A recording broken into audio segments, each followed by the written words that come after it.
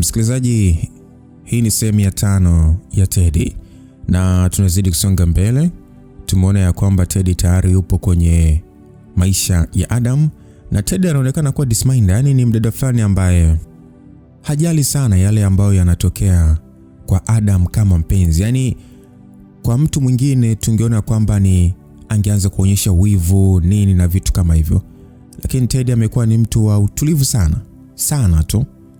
Lakini pia tumeona ya kwamba Lilian amekataliwa live bila chenga, na baada ya hapo tumekuja kupokea simu kutoka kwa babake Adam kwamba kuna shida sana, na ni simu ambayo mzee alikuwa anapiga ni kama kuna shida kubwa sana imempata mama yake Adam na amepelekwa hospitali. Sasa tulibaki tunaulizana, je, kuna shida gani kwa mama yake Adam? Ni Lilian kafanya jambo lake ama? Tuwazidi kusonga mbele. Langu jina ni Lucas Lumbasi. Basi baba alishusha pumzi na kukata simu yake, na mimi nilianza kumpigia tena baba yangu simu. Msikilizaji, naomba like video hii pamoja na kucomment. Nitajitahidi sana kujibu comment ya kwako. Basi baba alipokea kwa kuchelewa kidogo. Alipopokea alikuwa bado katika huzuni. Nikamwambia kwa upole ya kwamba sasa baba yangu, kwa utoaji huu wa taarifa si utaniua kijana wako Niambie mpo wapi na mama amefanya nini? Baba kwa upole alisema, upo sahihi mwanangu, naomba nisamehe sana. Sikupaswa kuwa hivi ila nashindwa. Mama ameanguka leo, hali yake si nzuri kabisa. Naogopa kumpoteza. Nilivuta pumzi nikisema, baba tulia, nakuja sasa hivi. Wewe nielekeze tu wapi nije. Basi babangu alinielekeza, nami nilikuwa tayari kwenda popote, hivyo nilikata simu. Sasa baada ya kukata simu, Teddy alikuwa ananitazama tu kiupole akisubiri nizungumze. Akawa anatikisa kichwa sasa ili niongee. Nilimtazama Teddy na kusema ya kwamba, Teddy mamangu anaumwa na hivi ninavyoongea na wewe yupo hospitali, jiandae tuondoke. Teddy alishtuka na kuuliza kwamba tuondoke? Hawanifahamu baby. Hawezi kukasirika. Nilimtazama nikasema, wewe ni mwanamke wangu, kwa nini wakasirike? Kwa nini wakasirike? Yani wakasirike kwamba mwanamke wangu anapotaka kuwa karibu na mimi? Kwanza mfanya haraka, tunachelewa. Basi nivaa tu nguo zangu haraka. Teddy naye alitupia gauni yake nzuri tu ya stara. Haraka tukatoka nyumbani. Tulifika mpaka hospitali ambayo baba yangu alituelekeza. Tulimkuta. Tulipofika pale nilimkimbilia baba yangu aliyekuwa kajiinamia tu kwa hofu na wasiwasi na kumkumbatia kwa nguvu. Naye alinikumbatia. Teddy alikuwa tu anatutazama huku machozi yakimtoka. Nilimvuta karibu yakijaribu kufuta machozi yake. Na baba aliponitazama kabla sijasema kitu, hata Teddy bado hajasalimia, daktari alitoka chumbani kwa mama. Mimi ndo nilimkimbilia na kumuuliza, samani daktari, mamangu anaendeleaje? Daktari alinitazama kisha akamtazama mzee, akasema ya kwamba msijali, atakuwa sawa kabisa, kwa hiyo tumpe tu muda. Nikamuuliza, vipi tunaweza kumuona leo? Daktari akasema, mnaweza kumuona na mtu mmoja anaweza kubakia kwa ajili ya kumtazama, wala haina shida. Basi nitabasamu na kisha daktari aliendelea na mambo yake, na kisha mimi, baba na Teddy tuliingia ndani. Tulipoingia chumbani, mamangu alikuwa tu amelala kitandani huku drip ya maji mkononi, amelala, haonekani kuwa sawa. Nikamuuliza baba ya kwamba, baba, kwani shida nini? Au kuna lolote limetokea? Alinitazama kusema kwamba sukari imeshuka sana mwanangu, kuna muda natamani hata kungekuwa na dawa za kuimaliza kabisa. Nilimtazama mama kisha nikamuuliza babangu kwamba mnafuata masharti lakini baba asije kuwa anakula tu kila kitu, anafanya vitu na ambavyo aliambiwa labda asifanye. Baba alinitazama kusema, unajua mama wako ni mbishi sana, ila nakuahidi safari hii sitamsikiliza, nitamsimamia vilivyo. Basi nikaongea na mama yangu nikisema kwamba mama mimi nipo hapa, nimekuja kukuona, ila kwa bahati mbaya umelala. Sijui kama unanisikia mama, unatakiwa kupona haraka kwa ajili yangu, si unajua nakupenda sana mama. Basi baba alinitazama na kutikisa tu kichwa chake akitazama mimi na mama yangu. Teddy alikuwa amesimama mbali kidogo kwa upole sana. Nilipomaliza baba alisogea karibu na mke wake, nami nilimshika mkono Teddy na kusogea karibu na baba. Nimtazama babangu alitabasamu, nami nikasema kwamba baba, huyu hapa anaitwa Tedesta. ndio mwanamke ambaye nilioeleza pamoja na mama. Namaanisha yani hata kabla sijamaliza sentence yangu, baba alitabasamu na kusema, wewe ni mwanaume, acha maneno mengi bwana. Sema baba, huyu ndio mwanamke ninayempenda. Katikati ya huzuni tulijikuta tunacheka tu. Kisha nimwambia Tedesta kwamba Teddy, huyu ni baba. Na alilala hapo ni mama, ni wazazi wangu, ni wako pia. Basi Teddy kwa heshima alisalimia pale akasema shikamoo baba. Baba alitabasamu na kumjibu, karibu sana binti yangu. Nimefurahi kukuona ingawa utambulisho usio rasmi. Basi nitabasamu, ila nilipotazama uso wa Teddy leo haukuwa sawa kabisa. Alikuwa ni kama mtu anayepambana kuzuia machozi yake. Hata tulipomaliza alitoka nje. Nilibaki ndani na baba. Baba aliniambia kwamba haonekani kuwa sawa, kamsikilize. Basi kweli bwana nilitoka. Teddy alikuwa amekaa sehemu ya kusubiri huduma akiwa ameinamisha kichwa chake. Nilipomwona nilisogea karibu yake, na aliponiona alinikumbatia na kuanza kulia kwa huruma sana. Basi niliingiwa na hofu ndani ya moyo wangu. Sije kwa Teddy tayari amelala na baba. Yeah. Niliingiwa na hofu ndani ya moyo wangu. Nikamuuliza Teddy, kuna nini? Unajua tupo hospitali Watu watahisi kuna taarifa mbaya, kumbe ni hapana. Usifanye hivyo mama. Basi Teddy kwa upole akasema, najua bebe wangu, naomba unisamehe sana, ila najisikia vibaya, najichukia sana Adamu. Tazama, muda mfupi tu nilikuwa nacheka na kufurahia, ila ndani yangu nilikuwa naumia kukaa na rafiki yako kipenzi ambaye nimelala naye na nipo hapa na wewe na mke wake. Nilijiona na hatia sana. Inahitaji ujasiri sana Adamu. Najua hata kwa nini nimeishi maisha ambayo nimeishi. Tazama, njia zangu ni mbaya sana. Na kuaibisha sana, na sasa nakuona hapo na baba mnakumbatiana, mnataniana. Unajua nilipokuwa namsalimia nilikuwa naona kama namsalimia babangu. Kwa hiyo kumbukumbu nzuri, kumbukumbu mbaya zote zikarudi kwa kasi. Nikanashindwa kabisa kujizuia. Natamani familia kama yako Adamu. Natamani na mimi ningekuwa na watu kama wako, ila niko peke yangu. Teddy inaonekana alimisi sana kuwa na baba sana. Teddy, naomba unisikilize. Haupo peke yako kwenye hili. Upo pamoja na mimi mama, sawa Tutapambana vita hii pamoja. Alafu uliniambia baada ya kuongea na Mnasi umejisikia furaha. Sasa kwa nini tunarudi nyuma tena? Teddy wangu, sikia, mimi nakupenda sana. Hakuna kitu kibaya kitakukuta. Tutapambana mimi na wewe. Najua tuwezi futa mambo ya nyuma yote, ila tunaweza yapunguza makali. Tunaweza sahau mbali na tunaweza kuyafanya kama historia. Hakuna mbaya, ili mradi tu tunaishi leo nyingine. Ni hesabu na mimi katika kila pito lako. Tutatatua pamoja, kwa naomba tusilie. Kwa sasa tumzingatie mama. Na ninaamini familia yangu itakuwa familia yako pia. Futa machozi yako haraka sana, turudi ndani. Sitaki tena kukuona katika hali kama hii. Labda kama unataka mimi na Hila tugombane. Hapana, msigombane. Mimi simjui na sijawahi kumuona. Ni shemeji yangu, nimefahamiana naye leo hii. Leo baada ya wewe kunitambulisha kwake. Na kasura kako kalivyo kazuri. Ukileo unaniumiza ujue. Basi alitabasamu nami nikamuinua nikisema kwamba turudi ndani kwa mama. Taratibu tulirudi ndani bwana. Tulimuona baba akiwa amelaza kichwa pembeni ya mama na ameshikilia mikono yake. Nijikuta tabasamu. Nikamtazama Teddy, pia alikuwa anatabasamu. Alisema ya kwamba wanapendana sana. Ni raha sana kupendana mpaka umri huo. Nami nikamjibu ya kwamba ni raha sana. Mungu asituue Teddy. Nataka kujiona mpaka uzeni na wewe. Teddy alinong'ona akasema ya kwamba utakuwa mzee handsome. Nimtazama nami nikasema utakuwa bibi kisu. Basi tujikuta tunatabasamu tu. Baba aliinuka akisema ya kwamba wanangu mmerudi. Nikajibu ndio baba, tupo hapa. Basi baba kwa upole akisema ya kwamba daktari alikuja hapa, muda umekwisha, sasa mnatakiwa kurudi nyumbani. Kwa hiyo tutaonana kesho. Nikamuuliza baba ya kwamba kwa hiyo wewe ndio unabaki? Baba akajibu ndio mwanangu, mimi nabaki karibu na mke wangu bwana. Nikajibu inawezekana vipi baba? Hapana, haiwezekani kabisa. Mimi nabaki na mama hapa baba. Wewe nenda kapumzike. Baba nitazama na kuuliza kwamba ubaki hapa na vipi kazini? Wewe nenda tu bwana, mimi nitabaki.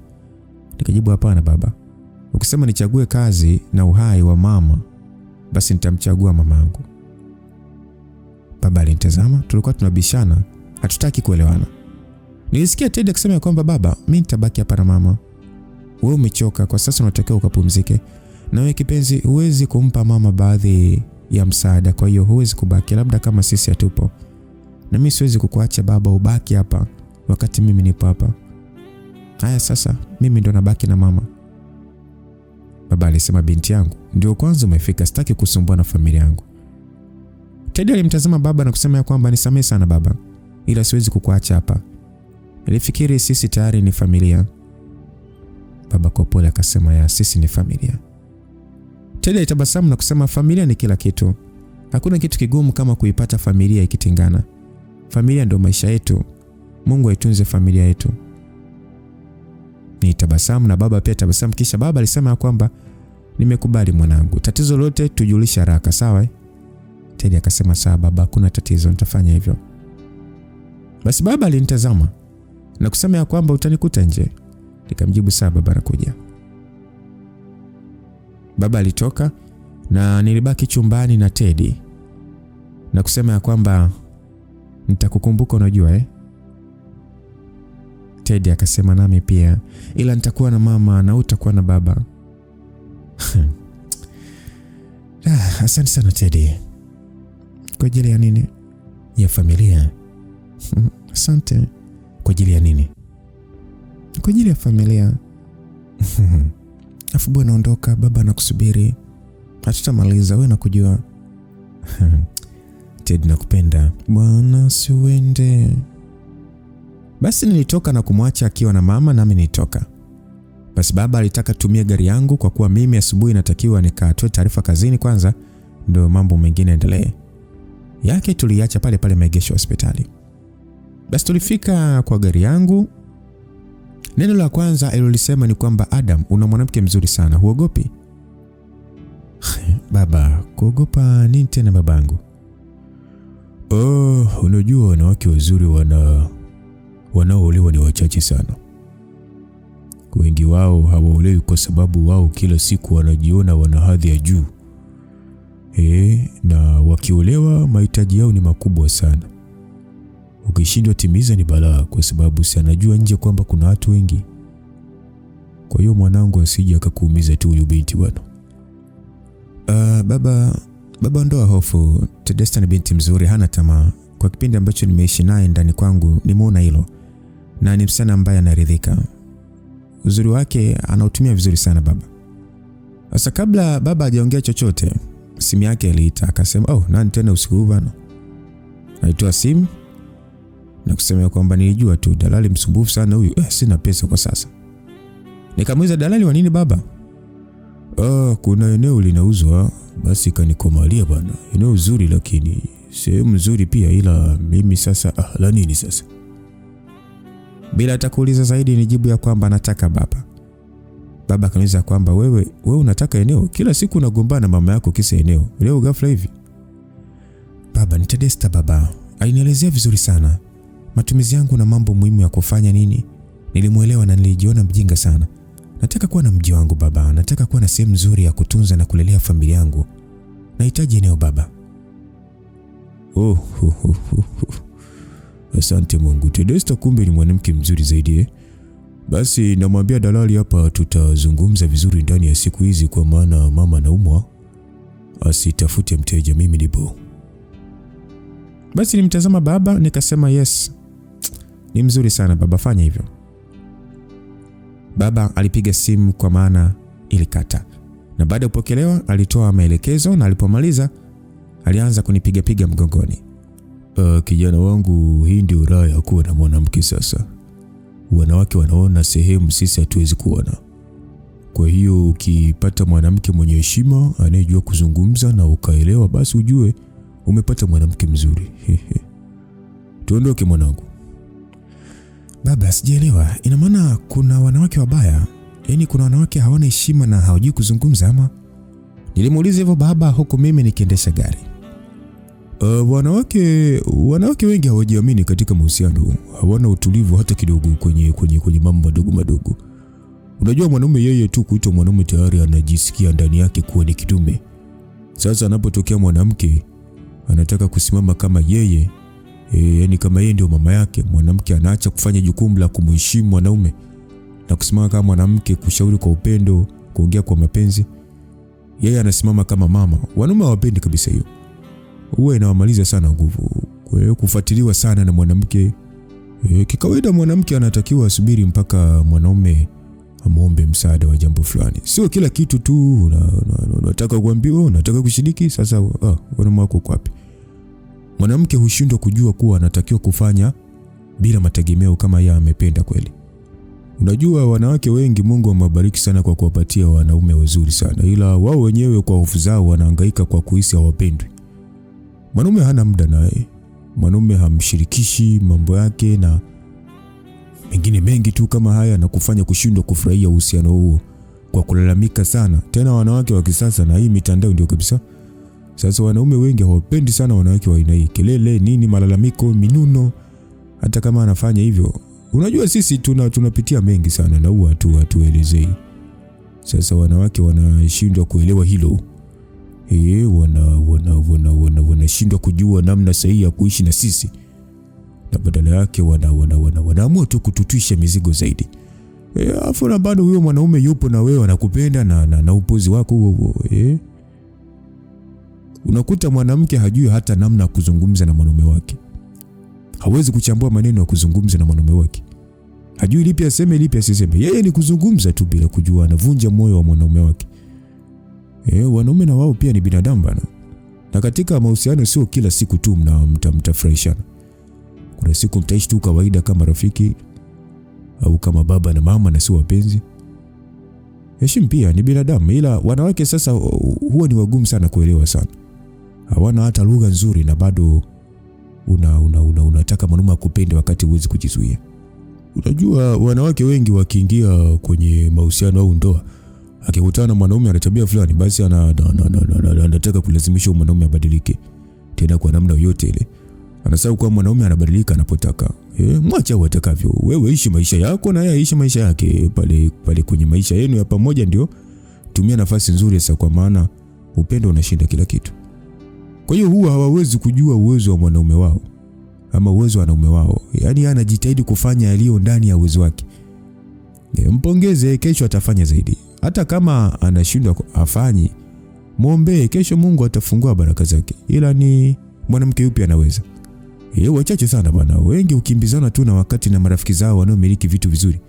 Sasa hii inakuwa shida sana kwenye ndoa au mahusiano. Kwa hiyo mambo kama haya mwanangu, wanaume wengi hawapendi kuongea sana. Kwa hiyo si vizuri kulazimisha aongee. Mwache tu ataongea akijisikia kuzungumza. Na usilazimishe. Unajua kuna wakati unatakiwa uwe na maisha yako mbali na maisha ya mumeo. Na sio kila kitu unategemea mumeo akafanya. Hapana, akishindwa saidia kwa moyo. Sio unasaidia kesho mwanamke anaanza kusema nilikupa moja, nilifanya mbili, tatizo sasa. Hiyo ni shida sana. Wanawake wenye midomo mwanangu wanachosha sana. Unaweza kukuta umejisikia tu kutoka na mwanamke wako, ila anafika huko kwenye mtoko, badala ya kufurahia, yeye anaanza kulia na kuelezea matatizo. Sasa unafikiri utamtoa tena? Maana pesa yako imeenda bure. Mwanangu, kupata mwanamke anakuelewa na kushauri kwa upendo ni bahati sana. Na wanawake wengi wanashindwa kuelewa kwamba kabla ya kuwa nao wewe ulikuwa na marafiki zako, familia na watu wanaokuzunguka. Yeye akija tu kwenye maisha yako anataka uache kila kitu. Ubaki naye yeye tu. Yaani ukichelewa kurudi kidogo tu nyumbani, kila muda tutasikia uko wapi. Ukirudi kwa kuchelewa anafoka, rudi ulipotoka. Mkikaa kila dakika anataka kupekua siji una kipi kwa simu. Ndoa haina raha kila siku bwana. Sasa mwanamke wa hivyo mtawezana mwanangu? Sasa baba, umezungumza mambo mengi sana. Mwanamke anatakiwa kufanya nini sasa maana da? Wewe unamwona mama yako bwana. Mwanamke unatakiwa utulivu, kuombea mumeo, ushauri, kujua nafasi yako, kuishi kwa utulivu na amani na kuhakikisha nyumba ina furaha. Acha kuwa mama, ishi maisha yako. Asante baba. Nafurahi kuwa na baba kama wewe. Hakika leo umenifungua mengi sana. Sasa unamwonaje Tedesta baba? Ni msichana mzuri. Atakuwa mzuri zaidi akiwa mtulivu. Hata sasa naona dalili za utulivu wake. kijana wangu ananunua ardhi sasa na naamini unajenga bwana. Leo ameonyesha ukarimu sana kwa mama yako. Ni wachache sana. Sasa anyway tutaona inakuaje maana mama yako naye Nimejikuta nacheka tu nikasema naomba Mungu ampende. Basi tukacheka pamoja. Nitabasamu na kusema ya kwamba haraka sana baba. Nitajenga tu na nitahakikisha na mimi nakuwa na mji wangu. Basi tulifurahia pamoja ingawa tulikuwa na huzuni, tulikuwa kimya njia nzima.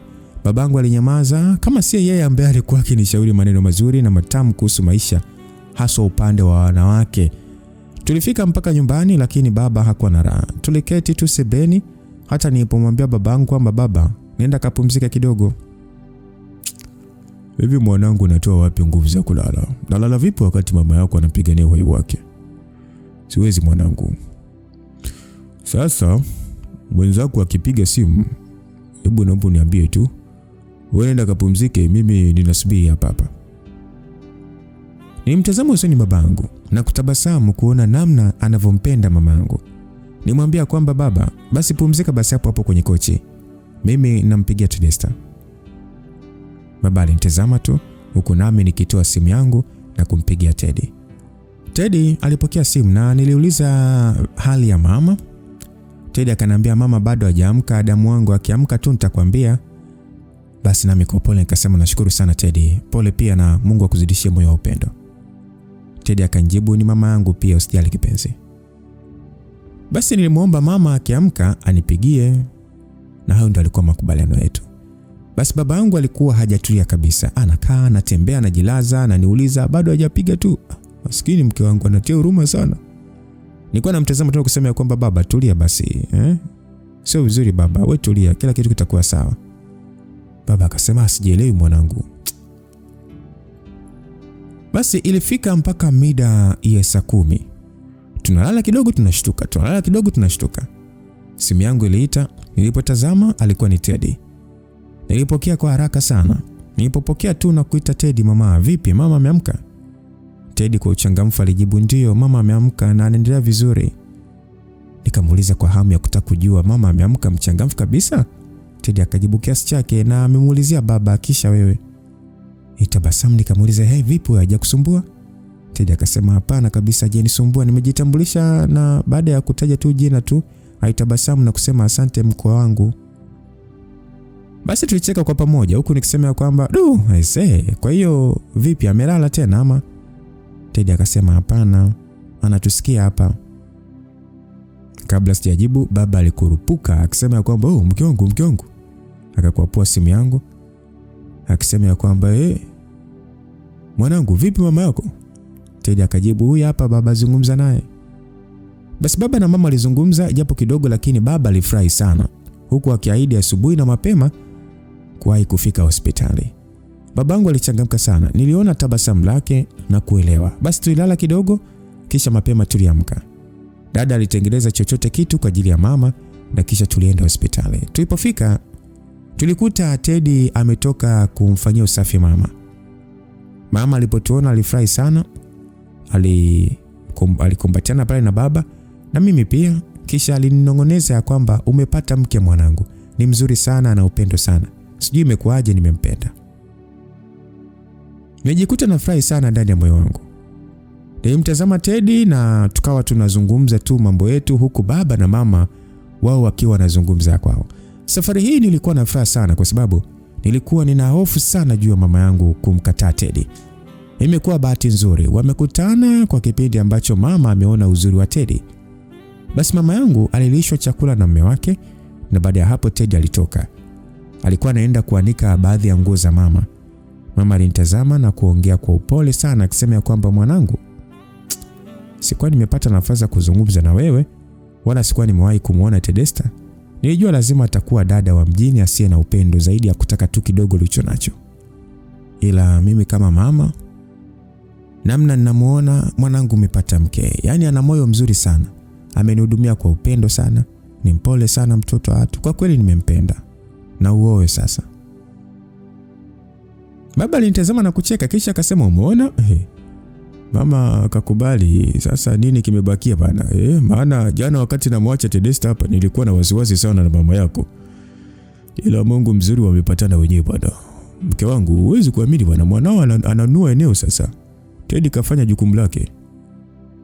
Mama alitabasamu akisema kwa upole, umeona sasa mwanangu? Huyo ndo mwanamke sasa. Siku zote ulikuwa huoni umuhimu wa kuwa na kwako, lakini sasa utajenga, utakuwa na familia, kuombea heri mwanangu. Nitabasamu nikamkumbatia mama nikasema asante sana mama. Na kusema kweli nimefurahi sana. Mama alitulia tu. Teddy ndio alikuwa anaingia bwana. Alinikuta nikisema maneno hayo ya kwamba asante sana mama, kusema kweli nimefurahi sana na nampenda sana Teddy. Kwa hiyo Teddy alishia kunitazama tu, nami nikainuka na kwenda kumshika mkono mpaka kwa mama. Mama alitazama na kusema akiwa ameegemea kitanda cha hospitali. Akasema, Tedesta mwanangu, Mungu akubariki. Asante kwa kunitunza na asante kwa upendo ulionionyesha. Mungu akubariki sana binti yangu. Na asante kwa kumbadilisha kijana wangu. Basi Teddy akasema, nashukuru mama, huna haja ya kushukuru namna hiyo mama, wewe ni mama yangu. Hata hivyo Adam ndio kanibadilisha mimi. Si ndio Nilicheka nikasema tumebadilishana bana. Basi wote tukacheka. Hata baba alisema ya kwamba hamtamaliza sasa. Adam, wewe mnenda kazini bwana. Mama hapo kapumzike. Tedesta itabasamu akisema ya kwamba nawezaje kupumzika na sijamwandalia chakula cha mchana mama? Mamangu mchana unakula nini? Mama alijibu, chochote kizuri tu mwanangu. Si daktari ulimsikia Teddy akajibu ya kwamba sawa vizuri mama, basi tutaonana baadaye. Teddy alianza kukusanya vitu vya kuondoka navyo, tukisaidiana pale na tuliwaga wazazi, ila mimi nilipofika mlangoni mama aliniita na Tedesta alitoka nje. Nakumbuka mama yangu kwa upole sana jinsi alivyoniambia. Alisema ya kwamba sijui ni kwa namna gani niseme, naogopa kuzungumza sana kwa sababu simfahamu vizuri, ila Tedesta naona kama ana shida. Muda mwingi alikuwa akinishika mkono analia, sijui kwa nini. Baba alinitazama kwa muda akasema, itakuwa namkumbuka mama yake maskini. Mama alisema ya kwamba jitahidi kumweka sawa, mengine kazi ya Mungu, sisi ni familia yake, kwa hiyo tupo kwa ajili yake. Apunguze huzuni. Basi mtazama mama akisema kwamba asante sana mama kwa kujali. Kikweli nilikuwa nina hofu sana na hili. Natambua huu sio utambulisho rasmi, ila ukipona tu mama nitakwambia uandae kitu kwa ajili ya Tedesta. Nitamleta mama. Mama alitabasamu akisema kwamba hilo ndio nataka, lakini mwanangu, hujui ndugu hata mmoja, mali utapeleka wapi? Baba alinitazama akisema kwamba mama Adam, wewe una haraka na hiyo ndoa ya mwanao Hospitali unawaza mahari na hujapona bwana. Pona kwanza mke wangu bwana. Mama alijibu ya kwamba natamani kijana wangu awe na familia. Umri wote huo anakuaje hajaoa sasa? Basi tukacheka tu. Basi mimi nitoka nje, nilikuta Teddy akinisubiri. Nilimshika mkono mpaka kwa gari. Kwa siku hii ya kwanza kikweli niliomba ruhusa kazini. Sikwenda na nilipiga tu simu. Nashukuru walikuwa wasikivu, isitoshe mimi ni kiongozi kwa kitengo changu, hivyo haikuwa tabu. Nilipokuwa naondoa gari, Teddy aliniambia kwa upole kwamba baby, mama ameomba nimchukulie nguo na amenielekeza vyakula vyake vilipo. Kwa hivyo lazima nyumbani kwa mama ndio nikapikie, ila naombi. Nikamuuliza ni ombi gani hilo kipenzi? Tupite nyumbani nipate nguo za kubadili ndio twende kwa mama. Si unajua tangu jana nipo hivi. Hata mimi kipenzi, tupite haraka tutageuza kwa mama. Alafu vipi, una njaa si ndio? Sana. Ila nyumbani supu dakika tu tayari. Basi safari ya kurudi nyumbani, tulifika na Teddy aliandaa chakula kama alivyoahidi. Tulipata muda wa kula pamoja na kisha nilisema kwamba Teddy, mama yangu amefurahi sana. Anakushukuru sana. Unajua mpaka nimefurahi mno Teddy, yani una moyo mzuri sana na una upendo sana. Unanifanya nizidi kukupenda. Kwa ufupi yani unazo kila sifa. Una kila sifa ya kuitwa mwanamke wa maisha yangu. Asante kwa kunipenda na kuijali familia yangu. Inatosha sasa baba. Shukrani zimezidi bwana. Ni shukrani gani hizi? Hata Mr. tena. Wewe na mimi ni kitu kimoja, si ndio Basi lazima tupendane. Alafu kuna kitu mama ameniambia. Kitu gani? Kwa nini ulikuwa unalia Teddy? Mama anasema muda wote ulikuwa ukimshika na kulia. Kwa nini? Kumbe alikuwa akinisikia maskini. Nahisi nitakuwa nimemsumbua. But hakuna shida Adam. Ni mapenzi tu na kukumbuka familia. Yani Ninavyoona mnavyoishi natamani vingi sana, nakumbuka vingi, ila ndio hivyo tena, hakuna namna. Kwa nini huwa unielewi Teddy? Ina maana nirudie mara ngapi kusema? Kwa hiyo mimi sio familia yako au sikufurahishi? Please useme hivyo. Nakuomba sana useme hivyo tena. Mimi nakupenda na ninakuthamini kila jambo. Ni vile tu sijakaa na familia yenye upendo kwa muda mrefu sana. So nisamee, na mama akikaa sawa tu naanza darasa letu lile. Si nitapona Ya utapona na utakuwa mpya. Basi tuliendelea kula nikiwa ni mtu mwenye furaha sana. Muda ulifika, tulifanya yale tuliotaka kufanya, tuliondoka. Teddy aliandaa chakula akisaidiana na dada wa kazi. Baada ya muda kila kitu kilikuwa sawa. Tuliondoka kuelekea hospitali. Tulikuta mama akiwa anacheka tu na mume wake. Na wakati sisi tumeingia tu, Teddy alikuwa anaandaa chakula. Mamake Lily na Lilian walifika. Sikuwa na hofu tena, maana wazazi wenyewe washamkubali Teddy wangu. Lilian atajijua mwenyewe huko. Alipomwona Teddy pale ndani alishtuka sana, ila hakuwa na la kufanya. Teddy naye alivyompole alisalimia tu kwa heshima kabisa, kisha alimpa chakula mama yake mkwe. Mama alipokea chakula akisema kwamba asante sana mwanangu. Basi akala kidogo, kisha alisema kwamba Teddy, chakula ni kitamu sana. Teddy akasema hakikisha unashiba sana ili unywe dawa mama yangu. Basi mimi nilikuwa natabasamu tu kama ni mzomee hivi Lilian. Basi mama Lili katika kuzungumza bwana, si akauliza kwamba huyu binti mzuri hapa ni mwanao ama? Mama alinitazama, akamtazama Teddy na kusema kwamba huyu binti mzuri hapa ni mkwe wangu, mchumba wa kijana wetu. Mungu akijalia atamuoa. Mama Lilian alimtazama binti yake ambaye alikuwa anashindwa kujizuia. Alitoka nje pasipo hata kuaga. Mama Lili alisema kwamba naona kuna tatizo, nitarudi. Walitoka. Mamangu alimtazama baba ambaye alikuwa anacheka sana. Alisema kwamba yaani mke wangu wewe, mtoto wa watu ulisema unampenda uleo na kijana wako bwana, lakini leo Mama alicheka akisema kwamba nampenda kweli, ila sasa sikujua kama kijana wangu anajua kutafuta mwanamke mzuri. Si unaona mwenyewe hakuna namna, hata yeye mwenyewe atapata mwanaume wake. Basi jikuta nacheka na Teddy naye alicheka akisema kwamba ni mama. Mama akasema sasa mimi ningekutambulishaje? Na anakujua yule, si alikuja kuniambia. Basi tukacheka. Ikawa hivyo tu, ni vicheko. Lili na mama yake hawakurudi. Muda ulifika mimi na baba tuondoke, abaki Tedesta. Nakumbuka mama aliomba muda wa kuongea na mimi. Mwanangu, Lilian ninahisi atakuwa anajisikia vibaya. Ila nakuapia sikumwambia wewe utamuoa. Mimi nilimwambia wewe huna mwanamke, napenda awe mkwe wangu. Ila maadamu wewe hujampenda, mimi sina haja ya kulazimisha. Kama unaona mama yako nimekosea niambie mwanangu, Ungempenda mimi ningekubali, ila hujampenda sasa. Mama, itabidi utafute namna ya kumuelewesha, maana yeye anaamini mimi ndio mwanaume wake. Mimi mwenyewe nijitahidi sana kumuelewesha lakini hakunielewa kabisa. Na ni sawa mwanangu. Mimi nitazungumza naye, nikipona nitaweka mambo sawa. Sijui kama alimwambia mama yake, ila hii ilikuwa ni kati yetu tu. Sio muhimu sana mama. Ninaye Tedesta, kwa hiyo sio muhimu sana. Unaonekana unampenda sana. Mimi nafurahi sana kwa ajili yako. Haya wewe mwanangu, wewe nenda tu. Basi nitembea kidogo, mama aliniita. Akasema kwamba anajua sana kupika ndio maana unapendeza. Nijikuta natoka nikicheka tu. Nilipofika nje, baba na Teddy walikuwa kizungumza. Baba alisema kwamba mama yako kafanya nini tena? Maana naona una furaha sana. Nicheka nikasema mama utamweza basi, yani ana vituko sana mama. Basi tuliagana pale, baba aliagana Teddy na mimi nikagana Teddy. Sasa wakati tunatoka ndio na wenzangu ofisini walikuwa wanafika akiwepo Hilary. Sikuwa na namna, ilibidi tushirikiane pale wakamuone mama. Baada ya kumaliza tuliagana, nikawashukuru sana kwa kuonyesha upendo wao.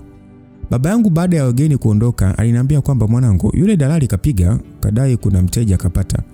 Kwa hiyo anataka kujua kama unalipia leo au auze tu. Nimtazama baba nikasema nipo tayari baba. Twende tupite benki ninalipia. Basi tabasamu tu na kusema kwamba kweli sasa umekuwa mwanaume. Unajua wanawake wanapenda mwanaume mwenye vitendo. Sio unaweka ahadi afu utimizi. Kila unachokisema hakitimii. Sasa mwisho wa siku mwanamke anakutazama tu na kuanza kujifanyia mambo yake. Kila utakachosema anaitikia tu, na mwisho anakuacha kimya kimya, maana anaona unapoteza muda wake tu. Kwa hiyo huo ndio wanaume bwana, maneno na vitendo. Twende kijana wangu. Nilifurahi sana, naenda kumiliki ardhi sasa. Siku hii ilikuwa na furaha sana. Nilifanya siri bwana. Teddy sikutaka ajue mapema.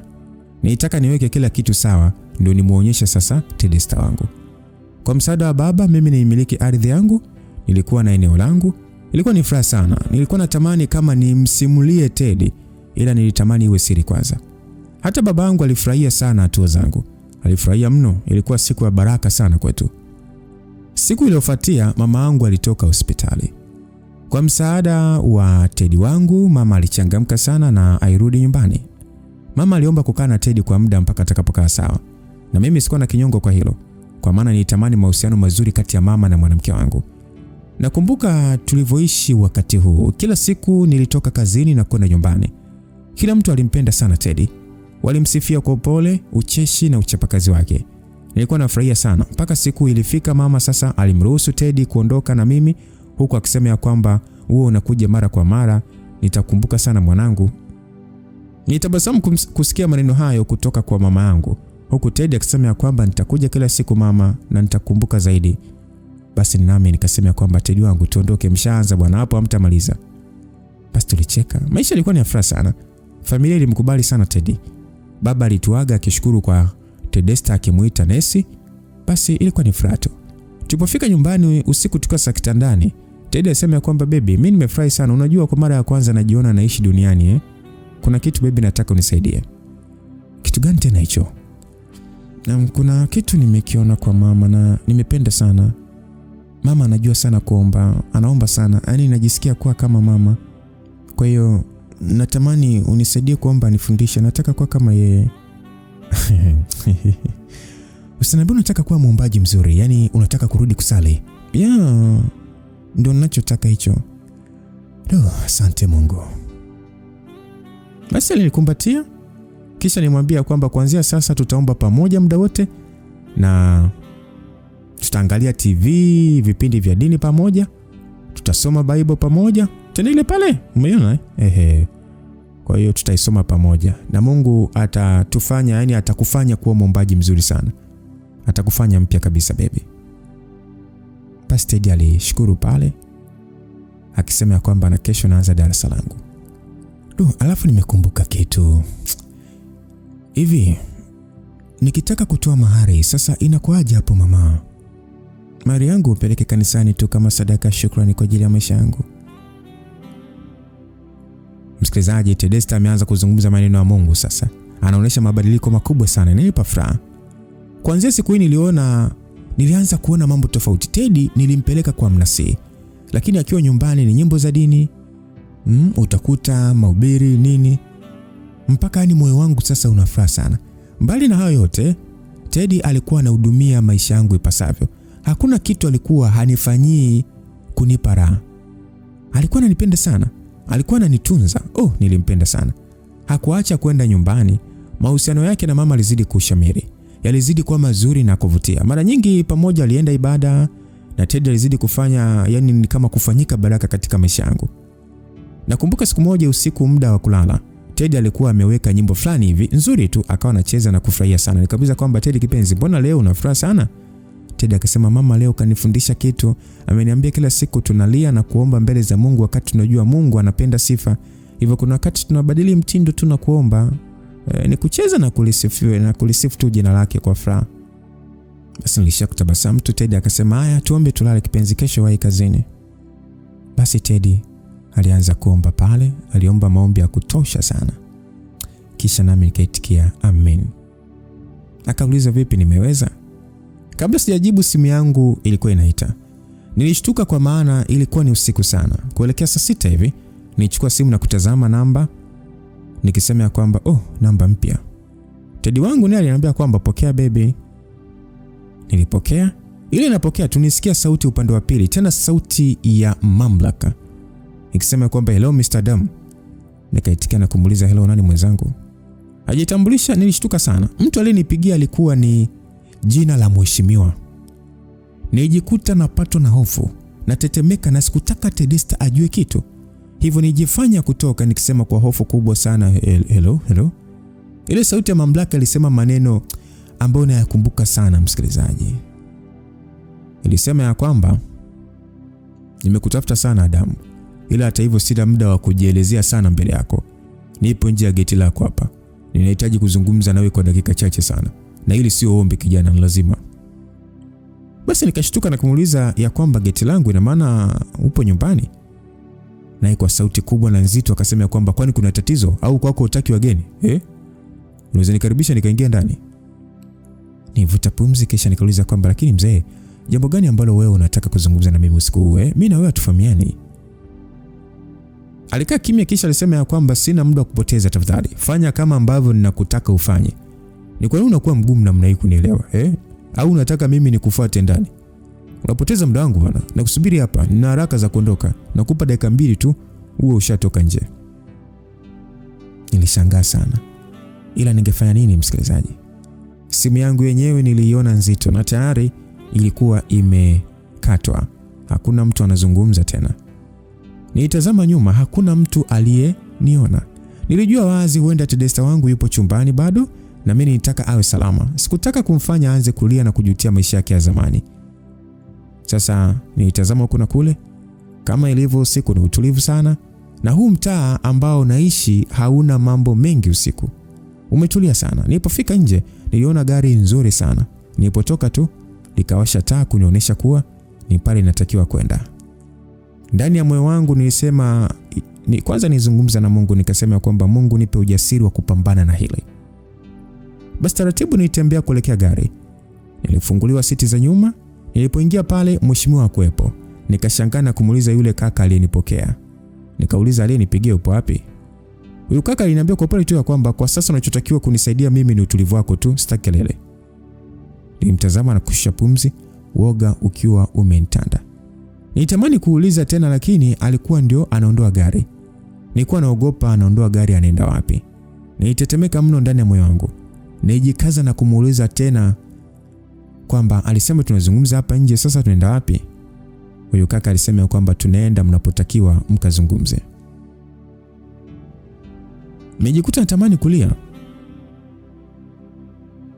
Kumbe ndio watu hutekwa kirahisi namna hii. Sijui Teddy huko nyumbani ni kwa namna gani atanitafuta. Roho yangu ilianza kuungulia kwa woga, hofu, taharuki, wasiwasi na maumivu. Nilikuwa tayari najiona sipo salama. Nilikuwa tayari najiona ninapotea. Ninachojua mimi ni gari jeusi tu. Baada ya hapo sijui kitu kingine. Sijui hata nilipatwa na nini kule nilipokuwa nimekaa. Nikaanza kusinzia bwana. Nililala usingizi mzito sana. Nilikuja kuamshwa kwa kumwagiwa maji. Nilikurupuka nikiuliza kwamba nipo wapi tena. Ndio nisikia sauti nyingine tofauti na ile katika simu.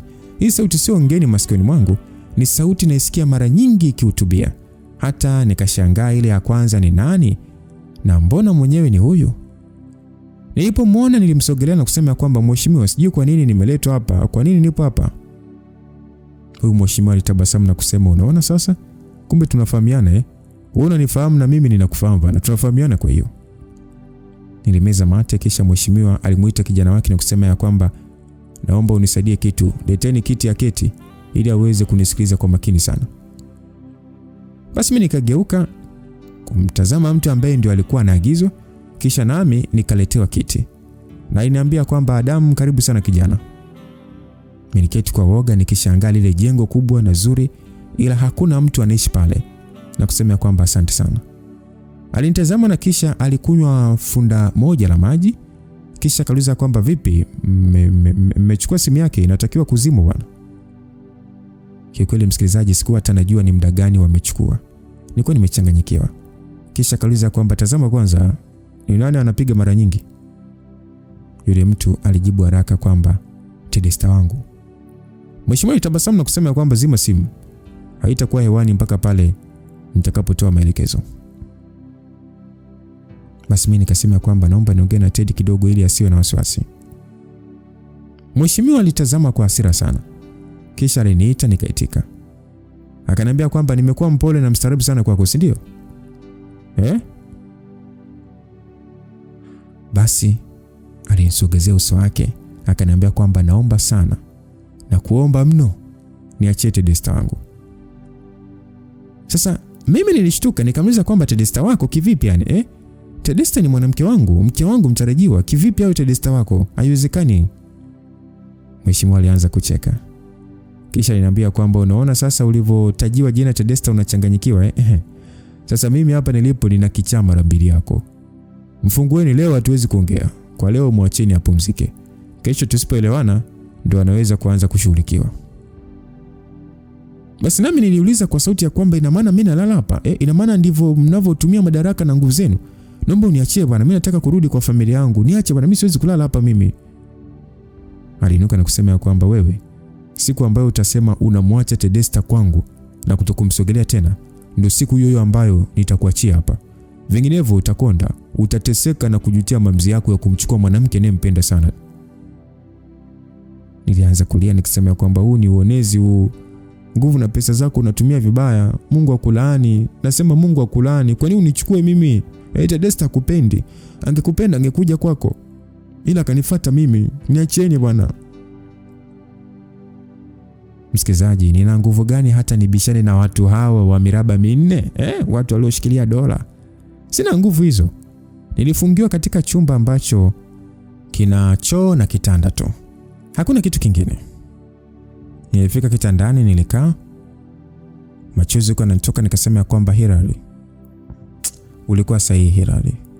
Huyu ni mtu hatari sana. Mungu wangu, nitafanya nini sasa? Mungu nakuomba sana, nisaidie nitoke hapa salama. Nikamuone Tedesta wangu, mama yangu na babangu pia. Nisaidie Mungu. Basi nilinuka pale kitandani, nilianza kuwa kama na vurugu akili yangu. Natembea hapa na hapa, najikuta ni kichwa changu nini. Nalia kwa sababu nawaza sura ya upole wa Teddy. Alivyo mwepesi kulia. Nawaza ataanzia wapi kunitafuta. Roho yangu iliniuma sana. Niliumia sana ndani ya moyo wangu. Sikuwa na kitu cha kufanya. Nilikuwa nawaza sana, maana hata sijamuaga Teddy, sijapata nafasi ya kuzungumza naye. Kwa mheshimiwa ndio amenipigia simu, badala yake nimeondoka tu kimya nikiamini nitarudi, na sasa nimefungiwa hapa. Kusema kweli sikuamini kama mimi ndio nalala pale bila kumbato la Tedesta, sauti yake, na bila kuniona ama kuiona sura yake. Sikuweza hata kulala. Sikuweza kufumba macho yangu kwa maana nilikuwa ninaogopa nisije kufanywa kitendo kibaya nikiwa nimelala. Basi nilikaa kwenye kona tu, mara nisimame, mara nitembee huku na kule. Sijui ilikuwa muda gani, ila nilijua kama kumekucha. Nilala pale mbali na Tedesta bila kuwasiliana na Teddy. Niliita nifunguliwe mlango, ila palikuwa kimya sana. Ni kama nilikuwa peke yangu. Mara alikuja mtu, aliniletea chai. Nikamtazama na kumwambia kwamba nataka kuzungumza na mheshimiwa. Alinitazama kusema kwamba huyo utazungumza naye sana. Kwa hiyo ni wewe tu, ule au usile, ila kuzungumza naye ni lazima. Nilimtazama kwa hasira. Na aliacha chai na kuondoka. Nilishiwa nguvu kabisa. Kila nikiwaza namna nimeondoka na sipatikani, basi naumia, na wakati mgumu ambao sasa nimemwachia Tedesta, nilikuwa naumia kupita kiasi. Nilishinda pale nasubiri tu huyo mheshimiwa. Alifika mida ya mchana, na kisha alipofika tu aliletwa chumbani kwangu. Nilipomwona tu nilisema kwamba kwa nini unanifungia hapa? Kosa langu mimi ni nini? Ina maana hujisikii vibaya kutesa watu kiasi hiki? Nina familia na nitegemea, unaponifungia hapa itakuwaje? Huyo baba alicheka akasema kwamba Adam, ndio umefundishwa hivyo? Tusalimiane kidogo bwana. Haya, umeamkaje leo? Nilimtazama kwa hasira nikasema kwamba kwa nini kusalimia? Kwa sababu ni mheshimiwa au? Ninakuheshimu kwa sababu ya hadhi yako. Lakini kwa tukio hili ambalo unatenda, wewe ni katili sana. Wewe ni mnyama, huna huruma kabisa. Ufai kuwa mtetezi wa wanyonge kama hao wanyonge, unawanyonga haki zao. Wewe ni nani sasa? Wewe ni katili, mnyama, muuaji, mchawi kabisa wewe. Alinitazama na kisha akasema, wewe unafanya siku iwe ndefu zaidi. Huna adabu kabisa wewe. Vijana, hebu mfundisheni adabu bwana. Nataka ajifunze adabu yake ili ajue tofauti yangu na yake. Jeuri sana huyu bwana. Siku atakaojifunza adabu ndo tutazungumza. Adamu, kweli tuonana kesho. Niliuliza tena kwa kushangaa, ina maana na leo nitabaki hapa? Tedesta wangu mimi, mama yangu mimi atakuwa na hofu sana kazini kwangu. Kwa nini lakini unataka babangu hangaike katika uzee ule? Naomba basi uniachie niende nyumbani. Mimi sina kosa. Kwa nini lakini? Kulalamika kwangu hakuna mtu alinijibu. Kama picha la kihindi vile. Ila haya mambo yapo msikilizaji. Kutekwa. Uingie kwenye mifumo ya hawa watu ambao wapo kwenye mamlaka. We. Watu kama mimi ni wanatendewa sana. Sio tu na waheshimiwa wengine na watu wenye hadhi kabisa. Ukiachana na watu unaowaona mchana, unaocheka nao, wanapita na pikipiki, magari, vyote vile. Ila kuna upande wa pili. Unaweza kutekwa na watu wasijue upo wapi. Mimi Adam nilitekwa. Nikapelekwa kwenye chumba hicho cha kufunziwa adabu. Chumba kinatisha, kwanza namna tu kilivyo na vitu vya ajabu ajabu. Nikawatazama na wao wakanitazama na kunifunga kwenye kiti kwa kamba. Kisha mmoja alisema ya kwamba, kaka, unachukua mwanamke wa vigogo? Utakufa. Mwache tu, mbona warembo hapo kibao. Kabla sijajibu, mmoja alinipiga. Nijikuta nalia kwa uchungu sana. Huku akiniuliza kwamba wewe ndio unajua mpenzi sana unajua kukata viuno, si ndio? Mwingine alisema ya kwamba jeuri sana huyu jamaa. Sijui anaringia kitu gani yani. Watu wanapoteza maisha kama siara tu kama yeye, ila ajali hata. Msikilizaji, mimi hapo nimepigika. Damu zinanitoka, uso mpaka unaiva kwa maumivu. Ukisikia kuna watu makatili ndio hawa hapa sasa. Sitaki hata kukumbuka siku hizi za haya mateso. Nilivuliwa nguo nikabaki na boxer tu, nilichapwa hata nilianza kuomba, nikasema niacheni, mtaniua mimi, mtaniua, niacheni. Mmoja akauliza kwamba utamwacha huyo mwanamke au bado unataka kupigika? Sasa msikilizaji, na mwachaje Tedesta?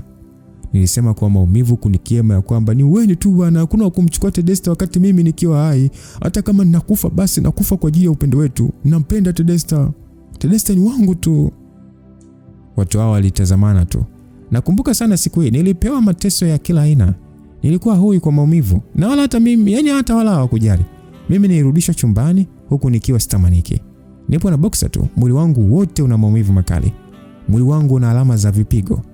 Nimepigika mno, huku vijana wa mheshimiwa wakisema ya kwamba jamaa jeuri sana huyo. Kisa mwanaume ndio anakubali kuteseka. Mimi ningeachana naye. Basi bwana.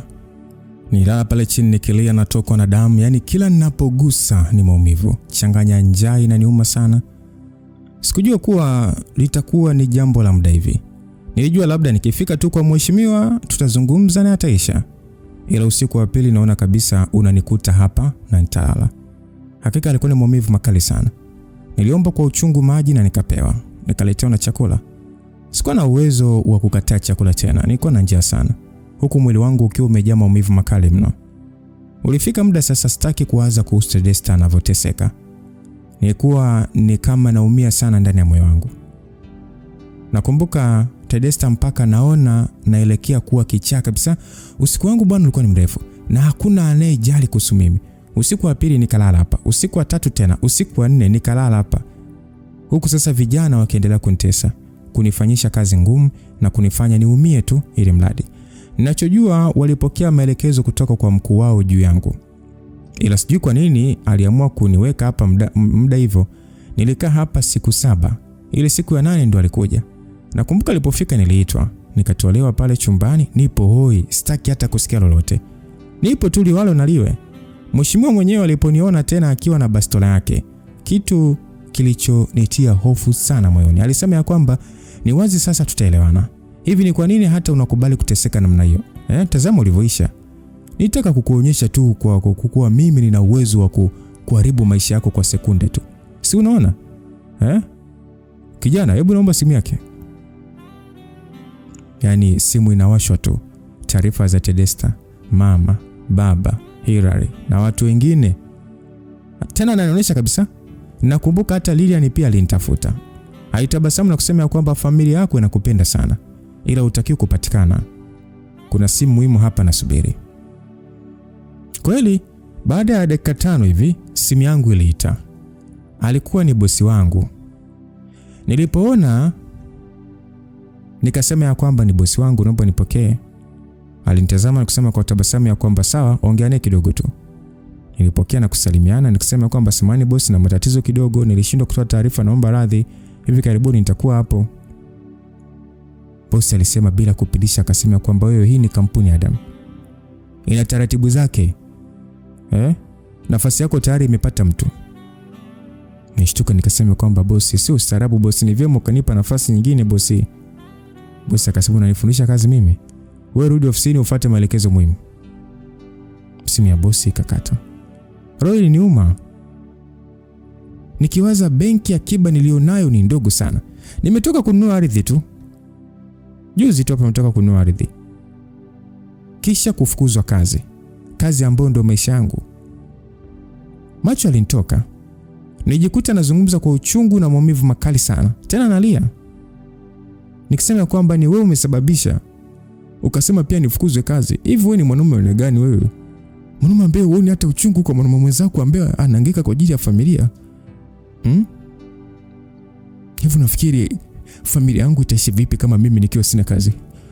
Unajua mwanaume anavyojisikia akikosa kazi ya kumpatia heshima na chochote kitu kwa ajili ya familia. Unajua huwezi kuelewa kwa sababu wewe ni mnyonyaji. Mnanyonya damu za wananchi kama sisi. Huwezi kuelewa. Ila nashangaa sana. Nasikitika kuona baba mwenye familia nyumbani, baba mwenye watoto nyumbani, baba huyo ambaye ana mke anampenda, anamwambia wewe mwadilifu kazini na kumtunza. Ndio baba huyo ambaye sasa anateka wanaume wenzake. Anawaharibia maisha yao kwa sababu tu ya mwanamke. Tena mwanamke ambaye ulishindwa kumsaidia pamoja na pesa zako. Ulimtumia tu. Hivi kama wewe kweli unampenda Tedesta, kwa nini ulimwacha ajiuze? Kwa nini ulikuwa unaacha apotea? Unampenda Tedesta kweli wewe? Mimi ndo kipenzi changu yule. Sikutaka hata mara moja ajiuze. Nilimtoa kule, nikabadilisha maisha yake na sasa ni mpya. Afu unakuja unasema nikuachie. Ili arudi tena kujiuza? Au maana yako ni kitu gani? Kwa nini usimpende mkeo tu? Unahangaika na wanawake wanaojiuza nje. Mimi siwezi kumwacha Tedesta mimi. Tedesta ni wa kwangu. Fanya unachotaka. Roho yangu inauma ndio. Mwanaume kukosa kazi ni sawa na box tupu. Ila ninamwamini Mungu wangu. Mungu wangu anajua sina hatia. Ameruhusu ili kwa maana ananiandalia sehemu sahihi. Utaona na utashuhudia. Nashukuru sana. Mimi ni mwanaume nitapambana, labda niwe tu nimefariki leo hii. Ila kamwe mimi siwezi kumwacha Tedesta. Pengine umemhudumia, pengine umetumia pesa, pengine unataka gharama zako zirudi. Ila nakuomba sana usimrudishe Tedesta sehemu ambayo haijui thamani yake. Usimuumize. Usimfanyie lolote.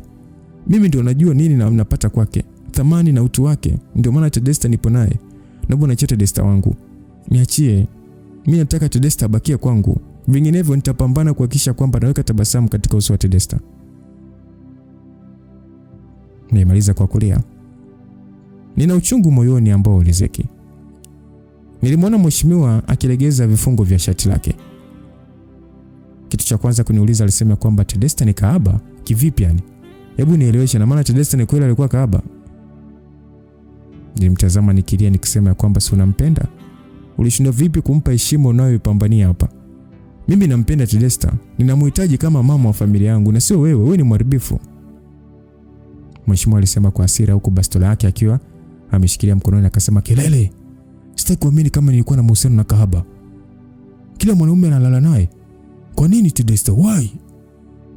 Mheshimiwa kwa hasira aliondoka na kuniacha nikiwa nalia kwa uchungu sana. Yaani hakujua kama Ted ni kahaba. Na nadhani anao mtazamo wake. Pengine hakuwahi kuhisi kama atakuja kuwa na kahaba maishani mwake. Na badala yake kahaba huyo ndiye amefanya aumize maisha ya watu. Na sasa mimi sina kazi. Kwa hiyo alichanganyikiwa, aliondoka akiwa amechoka sana. Nibaki pale nikilia tu, tena nikiwa nimechoka sana. Siku 7 za mateso na kukosa usingizi, mawazo na maumivu makali. Kikweli nilijua kukamatika, nilikuwa nimechoka sana. Nakumbuka nilifuatwa pale na kurudishwa katika chumba ninacholala ndani ya jengo hilo. Nilipofika huko nilikuwa nalia tu, machozi yananishuka, jasho linanitoka, kamasi nyepesi za uchungu ndio usiseme. Hakuna kitu kinaumiza kwa mwanaume kama wanaume wenzake wakamnyanyasa. Hakuna kitu kinauma kama hicho. Sijui labda mimi peke yangu ndio ambaye nilikuwa naumia hivyo, ila hakika nakwambia kitu hiki ni kama vile sijui nini. Sijui atasemeje. Ila sasa nawezaje? Maana unajua ukiwatazama tu sura zao unaogopa. Unatamani tu wapige waumize, lakini maana muda wote wamenuna wacheki. Watu weusi wanatisha sana. Sijui kwa nini wamechagua kazi hii ya kuumiza na kutesa watu. Nakumbuka sana siku hii ilivyokuwa ngumu kwangu. Kuanzia asubuhi palipokucha na sasa ilikuwa ni usiku, mida saa 8 hivi nimelia Nina uchungu, kazi sina, Tedesta wangu sijui ana hali gani, mama yangu naye baba yangu naye marafiki nini. moyo wangu unaniuma sana. Moyo wangu unateseka sana. Machozi hayanikauki. Nilikuja kuchukuliwa tena pale. Nilimsikia mwenzake akiuliza kwamba nguo zake ziko wapi? Hakujibiwa, na badala yake yule aliyeulizwa aliondoka na irudi na nguo nikarushiwa usoni. Haraka niliokota, nilianza kuvaa nikitetemeka sana.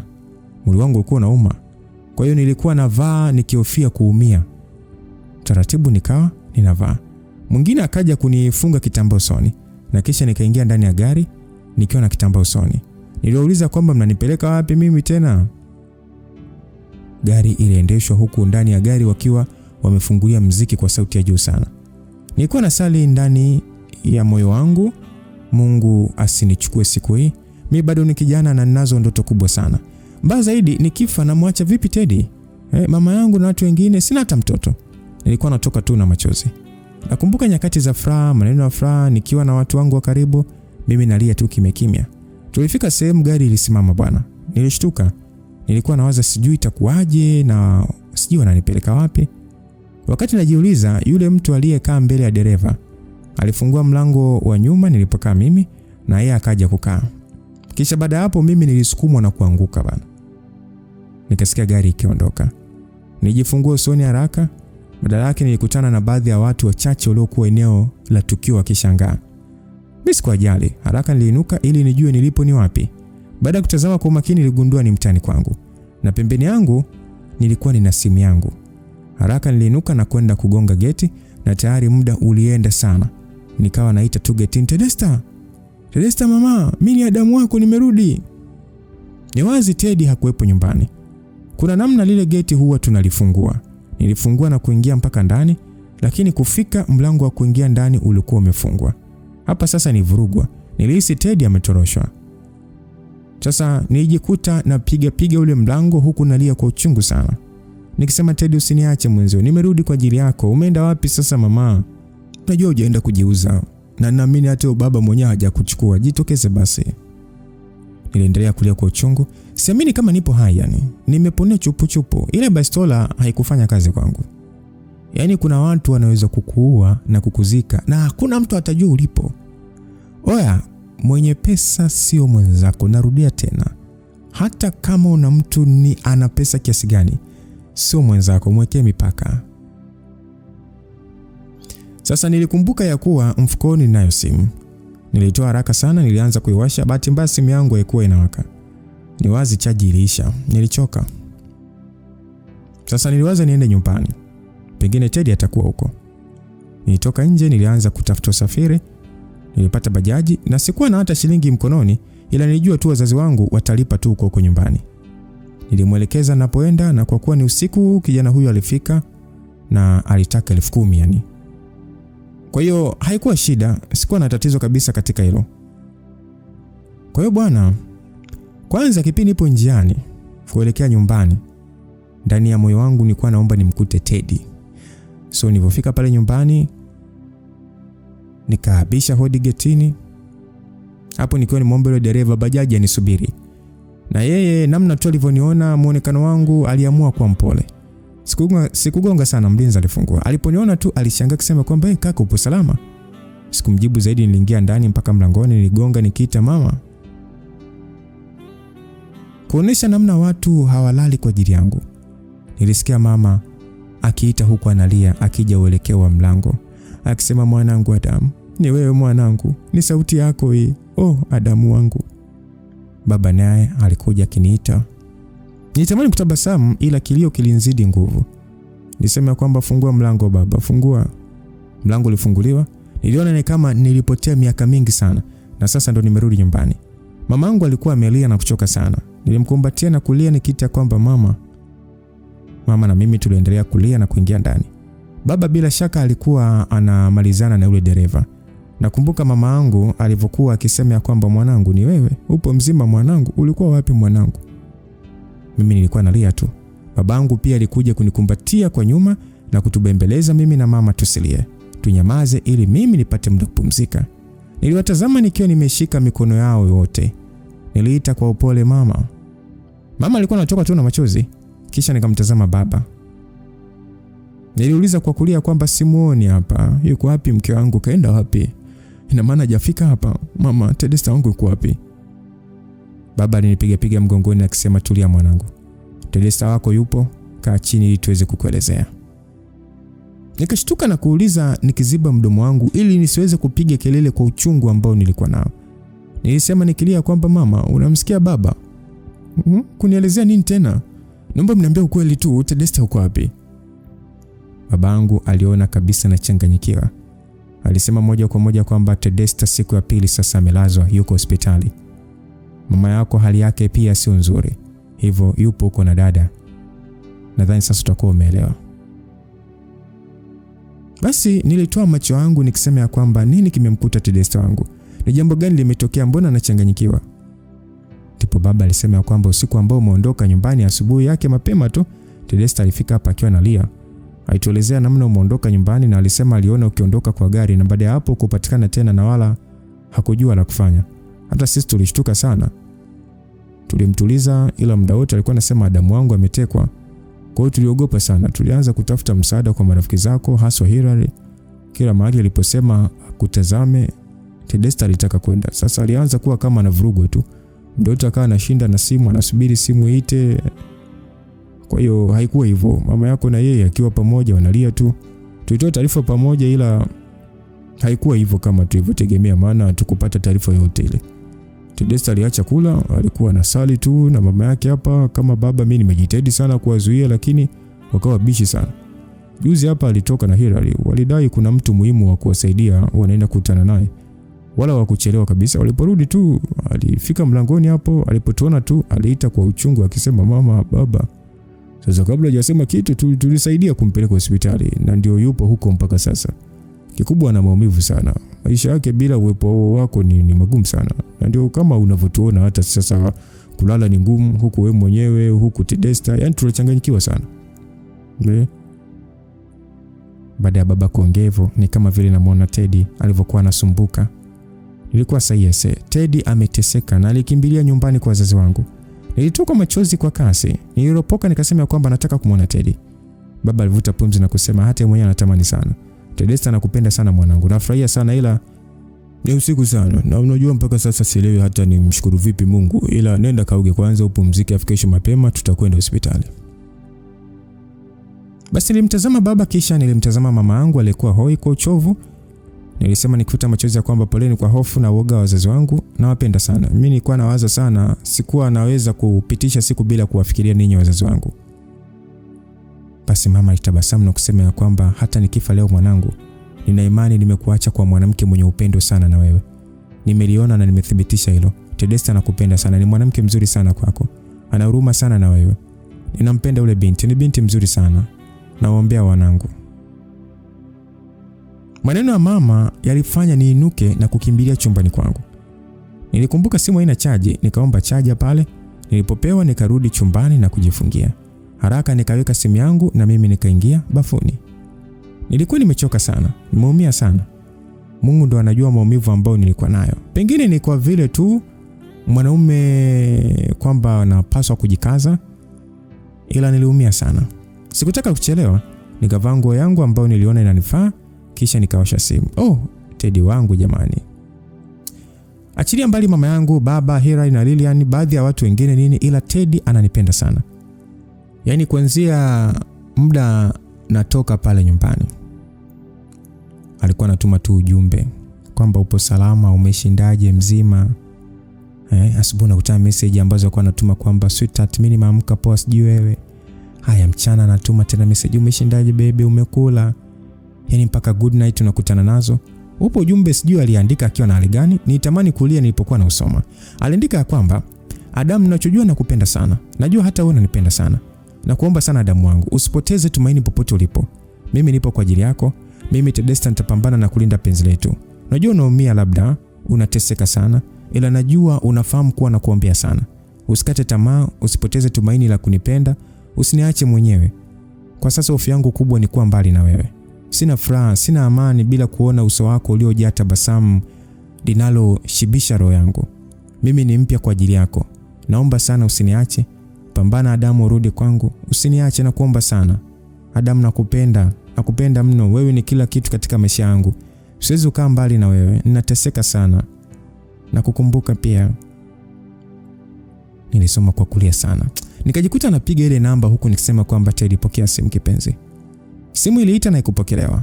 Niliumia sana. Nilitamani hata kusikia sauti yake tu, ila sikuweza. Wakati huo baba yangu alibisha hodi.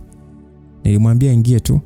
Babangu aliingia ndani. Aliponiona alisema ya kwamba ina maana bado unalia tu kijana wangu.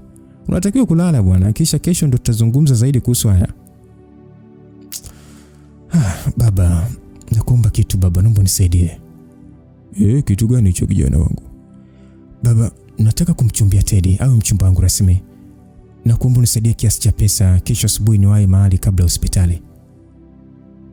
Baba alitabasamu, alinitazama na kunikumbatia, kisha aliniuliza kwamba unawahi wapi? Nitabasamu tu, kisha baba alinikumbatia akisema ya kwamba ninakuunga mkono mwanangu. Sina pingamizi. Teddy ni mchumba wako, ni mke wako.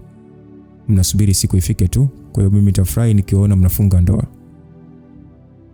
Basi nami nikitoka machozi nikasema kwamba asante baba, ila si atapona, si ndio? Teddy anapona. Teddy ni mzima, ni mawazo tu ya kukukosa tu. Anaishiwa nguvu mwilini. Kwa hiyo atafurahi sana kukuona. Hebu subiri kidogo. Baba alitoka. Baada ya muda airudi na kadi ya benki. Alinipatia na aliniambia kwamba unajua kuitumia hii. Sasa kazi kwako mwanangu, pumzika. Basi nilimkumbatia baba nikisema kwamba asante sana baba. Nitakurudishia nikirudi tu nyumbani kwangu, mimi nitakurudishia. Baba alicheka akasema hapana, hii ni zawadi yangu kwa kijana wangu bwana. Fanya unachotaka na kitakachokupa furaha. Basi simu yangu iliita, alikuwa ni Hilary. Baba alinitazama na kusema kwamba hutolala hapa mimi nakuacha. Waache nikapumzike kidogo mwanangu. Nilimtazama tu baba haraka nikapokea simu. Hilary kwa furaha sana alisema kwamba kaka ni wewe. Mungu ni mwema sana bwana. Nimefurahi kusikia sauti yako kaka. Nijikuta nacheka kwa uchungu nikisema kwamba ulikuwa sahihi. Mheshimiwa sio mtu mzuri kabisa. Ila nashukuru Mungu nipo hai. Hilary alisema nilijua tu, ndio maana nilimsindikiza Tedesta kwenda kuonana naye. Mshikaji wangu, Teddy anakupenda sana. Yaani hayupo tayari kabisa kupoteza. Ulimsindikiza? Kivipi kaka? Uko wapi kwanza nije sasa hivi, maana siamini kabisa unajua. Basi alivyosema hivyo nikamuelekeza nilipo na yeye alisema anafika sio muda. Basi nami nikamwambia akifika apite chumbani kwangu. Na ndivyo ilivyokuwa. Baada ya muda kupita, mlango wa chumba changu ulisukumwa. Alikuwa ni Hilary. Tulitazamana na kuanza kucheka. Tulikumbatiana kwa pamoja tukilia kwa furaha sana. Huku akinipa pole. Nami nikielezea namna nilivyoishi huko na sasa sina kazi. Hilary alisikitika sana na alinipa pole. Ndipo aliniambia kwamba katika harakati za kukutafuta juzi tu hapo Tedesta aliniambia kwamba kuna mahali nimsindikize. Kwa hiyo mimi sikuwa na namna, nilikubali kwa maana alikuwa na hali mbaya sana. Hata sasa tunavyozungumza yupo hospitali. Tukiwa njiani ndo aliniambia kwamba anaenda kukutana na huyo mheshimiwa. Kwa hiyo tulipofika hoteli tulikubaliana nipige simu apokee kisha aweke kwa pochi. Mimi niwe na rekodi mazungumzo yao. Na ndivyo ilivyokuwa. Simu hii hapa unaweza kusikiliza yote ambayo alikuwa amezungumza.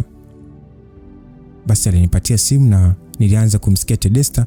Kwanza alisalimiana, huyo mheshimiwa alimkaribisha kwa bashasha. Lakini Tedesta alimwambia akilia kwa uchungu ya kwamba sipo hapa kwa ajili yako. Nipo hapa kukuomba umwachie Adamu wangu. Hakuna mwanamume anayenipenda mimi kama anavyonipenda Adamu. Tangu nifahamu huna cha maana umenifanyia zaidi tu ya kunitumia na kunipa pesa zako. Ila yule mwanaume unayemuona sio maana ndiye aliyenipa thamani, amenibadilisha na kunifanya mpya. Yule Adamu pamoja na kujua kuwa mimi ni kahaba bado alinipenda, alinikaribisha kwake, alimfundisha kuhusu thamani yangu na kunipa maisha ambayo unaniona nayo sasa. Hivi uliwahi kujua mimi ni kahaba? Hapana, ukuwahi kujua si ndio?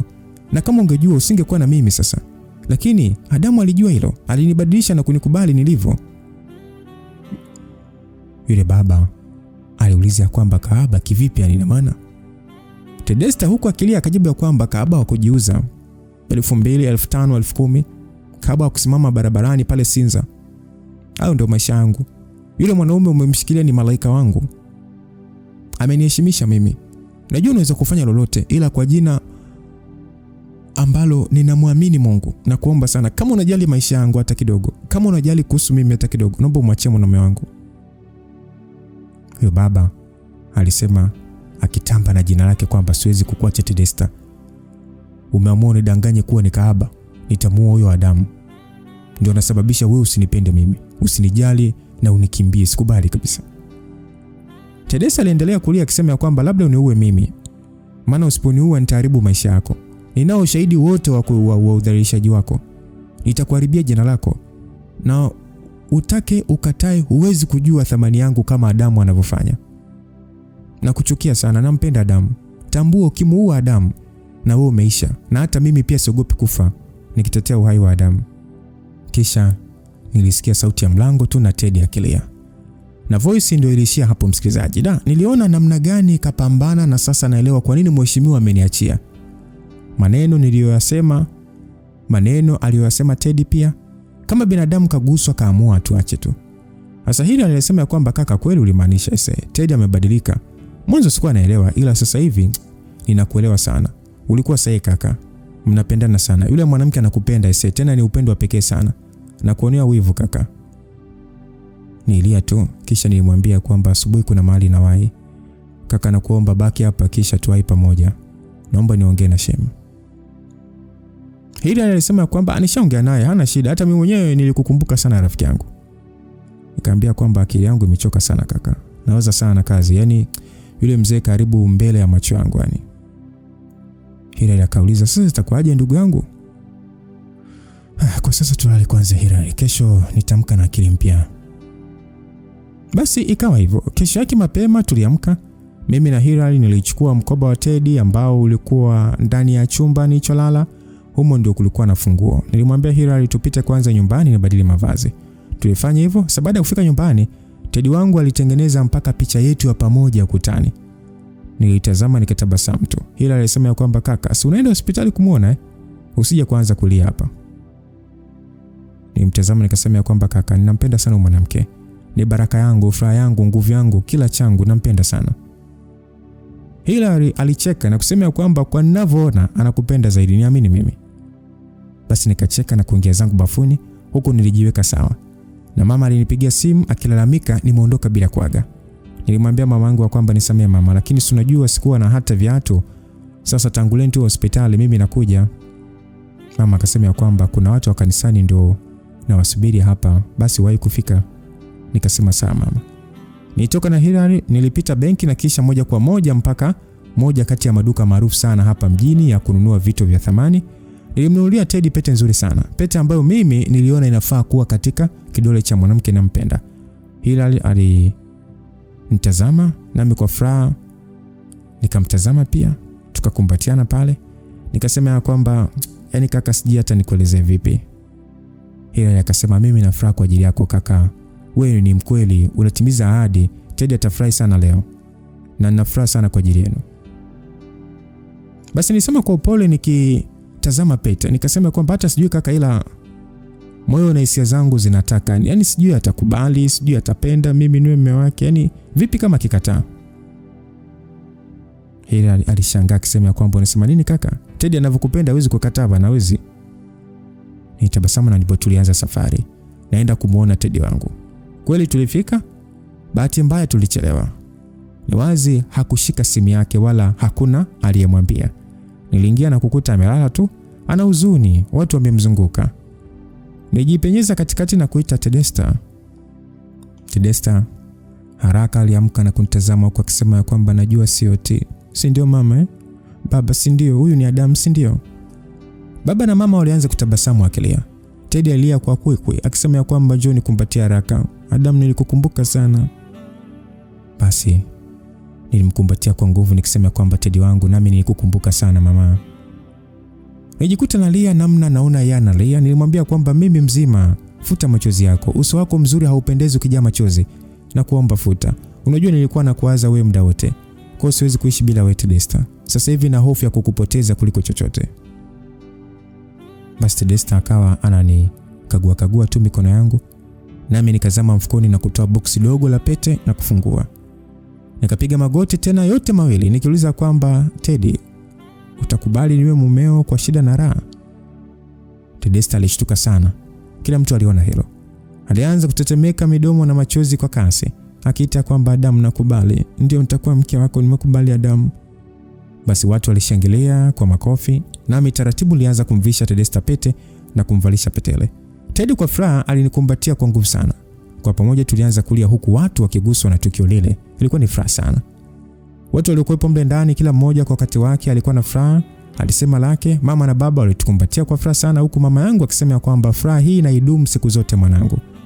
Baba naye akasema kwamba Mungu awatangulie na kuwasimamia wanangu. Basi ilikuwa ni furaha sana. Ilikuwa ni amani, na sisi kwa pamoja tulipokea kila ambalo tuliambiwa na tuliloona ni la maana. Ilikuwa ni nzuri sana. Moyo wangu ulikuwa na furaha kupambania penzi la mwanamke ambaye na yeye yupo upande wangu. Ni mwanamke ambaye anaonyesha juhudi kuhitaji mimi niwe na yeye. Watu walianza kutoka mle ndani tukiwa tumepewa baraka kibao. Mimi na mwenzangu nilibaki mimi, baba, mama na Teddy wangu. Sasa mama alitutazama kisha alisema kwamba Teddy binti yangu, na kuomba mwanangu, na kuomba upone haraka urudi nyumbani. Hapa hospitali sio pazuri. Mwenzako huyo hapa amerudi sasa. Bila shaka utapona, si ndio binti yangu? Teddy alishangaa na kuwatazama baba na mama, akauliza kwamba hata sijui imekuaje nipo hapa. Kwani mimi naumwa? Haitufanya tucheke sana. Wakati huo tunacheka, Hilary aliingia akichungulia mlangoni huku akisema kwamba samani wapendo wangu. Mama alisema kwamba mwanangu Hilary, asante kwa kuwa rafiki mzuri kwa mwanangu.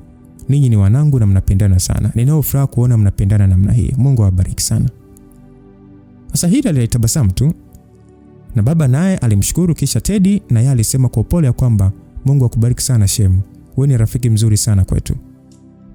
Basi Hilary alisema kimasiara kama yani ilivyo kaida yake. Akasema sisi ni familia ndugu zangu. Mwenzangu akipatwa na tatizo ni wajibu wangu kumsaidia kama kaka na kama rafiki. Kwa hiyo nimefanya wajibu wangu kwa ndugu yangu. Basi nijikuta na mtazamo huku uso wangu ukiwa unatabasamu tu. Nikasema asante kaka. Naye akaniambia kwa upole kwamba sasa ndugu yangu mimi nakuacha, narudi nyumbani kisha tutaonana hata kesho kutwa. Unatakiwa upumzike kwanza ndio mambo mengine endelee. Basi Hilary aliondoka. Baba na mama pia walitoka kusema kwamba sisi tupo nje, mkitai chochote mnaweza kuita tu. Nisema asante baba. Walipotoka tu tulikumbatiana tena kwa nguvu zote. Tulikumbatiana tukilia. Teddy kwa hasia sana alisema kwamba niliogopa, sikujua kama atakuacha. Angekuua sije ningefanya nini mimi Adam? Ningewezaje kusema kwa watu kuwa mimi ndio chanzo cha wewe kupoteza maisha? Ningejieleza vipi watu wanielewe? Nilikuwa kila nikiwaza naishiwa nguvu Adam. Nilikuwa nina hofu sana. Yaani sikuweza sikujua hata nifanye nini. Hata nguvu zangu za kuvumilia zilikuwa zinaniishia.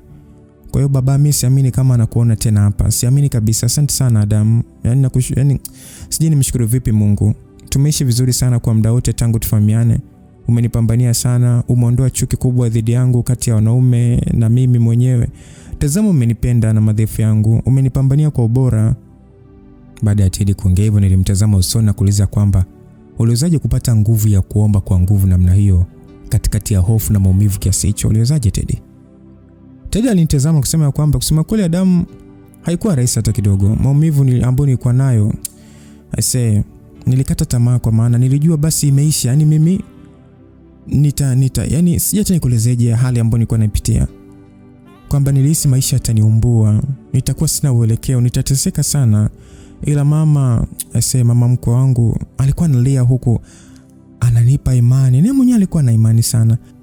Na nakumbuka alinifuata chumbani akaniambia kwamba mwanangu, Filipi 2:13 inasema kwa maana Mungu ndiye ambaye kwa mapenzi yake mema anawachochea na kuwapa hamu na nguvu za kutenda.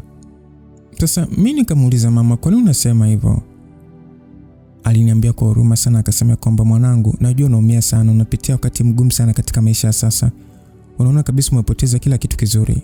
Ni kweli hata mimi najihisi hivyo, lakini najua na natambua changamoto sisi kama wanadamu zikizidi na kutusonga sana, tunaishiwa nguvu na tunakata tamaa, tunamlaumu Mungu na mambo mengi kama haya. Tunabaki tunalia tu, hata kuomba hatuombi tena. Mwanangu, huyo ni shetani, anakumaliza nguvu kwa maana anaona kabisa kupitia Mungu utafanikiwa. Na Mungu peke yake ndio anaweza kukupa hamu kubwa ya kuomba, anakupa nguvu ya kuomba. Tafadhali mwanangu, usichoke, usikate tamaa. Mwambie Mungu, nipe nguvu ya kuomba, nipe hamu ya kukutafuta, nipe kiu ya kukujali zaidi. Na hata ukiangalia kwenye kitabu cha Methali 2:4 kwamba ukiendelea kutafuta kama fedha na kuendelea kutafuta sana kama hazina zilizojificha, ndipo utakapoelewa kumwogopa Mungu.